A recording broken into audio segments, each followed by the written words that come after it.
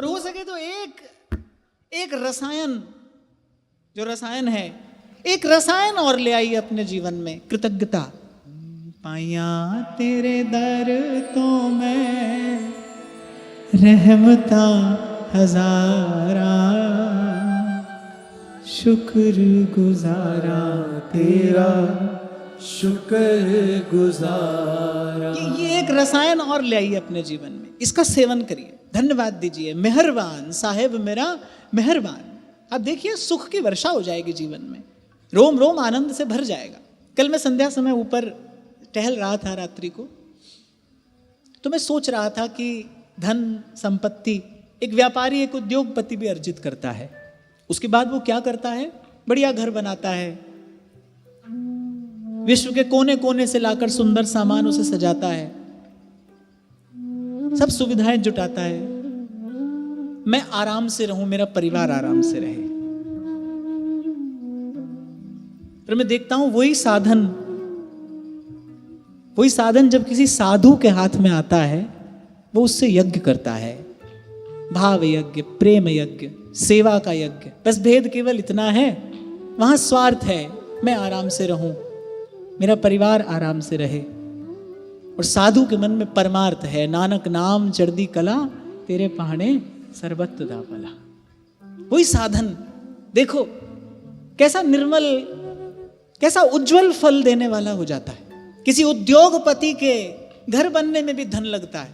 ध्यान करना, वहां स्वच्छता हो सकती है, पर पवित्रता तो आपको किसी साधु के आंगन में ही अनुभव होगी। हमारे ऋषियों की दृष्टि सूक्ष्म रही। अब करने वाले तो भाई सैनिटाइजर से भी हाथ साफ कर लेते हैं, वो हाथों को संक्रमण रहित तो बना लेते हैं, सैनिटाइजर से हाथ सैनिटाइज तो हो जाते हैं, साफ हो जाते हैं, पर पवित्र करने के लिए तो जल चाहिए। आचमन की एक विधा है हमारे यहाँ, आचमन करके पहले अपने हाथ को पवित्र किया जाता है, जल है, फिर उस जल के साथ मंत्रोच्चार किया जाता है, तो साधन है। मैं इसे सोच रहा था, मैंने कहा देखो इतना ही बड़ा स्थान, और मान लो किसी उद्योगपति का, किसी व्यापारी का घर होता, 100 गुना अधिक सुविधाएं होती, स्वच्छ भी होता, पर पवित्रता और मन की शांति का अनुभव नहीं हो सकता। वो तो किसी साधु के, किसी संत के आंगन में ही हो सकता है। और वहां ऐसा क्यों है?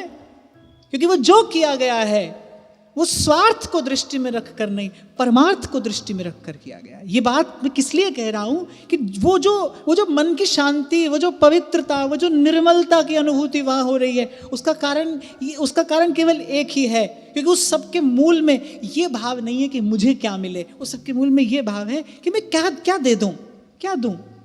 मुझे मनुष्य का जन्म मिला, प्रभु ने कृपा करके ये सब साधन मुझे प्रदान किया, कैसे सेवा करूं। हमारे श्री राधा वल्लभ लाल की सेवा में मंगला से लेकर शयन पर्यंत एक से एक सहचरियां सेवा की सौन सामग्री लिए उपस्थित रहती हैं। थोड़ी देर के लिए राजभोग होता है, उत्थापन से पहले, दोपहर को राजभोग हुआ और संध्या उत्थापन से पहले वो जो थोड़ा सा काल होता है, थोड़ा सा समय, उस सहचरियों की सेवा भावना ऐसी है कि वो थोड़ा सा समय काटना भी मुश्किल हो जाता है। वो कहती है अरे कब जागे, कब सेवा लागूं। ऐसा हुआ था ना, एक दिन के लिए श्री हनुमान जी को सेवा नहीं मिली, एक दिन के लिए व्याकुल हो गए। तत्पर, सेवा में तत्पर, बांटने में कुशल, सेवा में तत्पर, सहने में धीर, कहने में गंभीर और जानने में विवेकी। ये जीवन की वास्तविक उपलब्धियां हैं, ये जीवन के वास्तविक आभूषण हैं जिससे मानव जीवन का श्रृंगार किया जाता है। अब आप मुझे कहें दोहरा दे तो मैं नहीं दोहरा पाऊंगा। कोई कहने वाला होता है, कह देता है,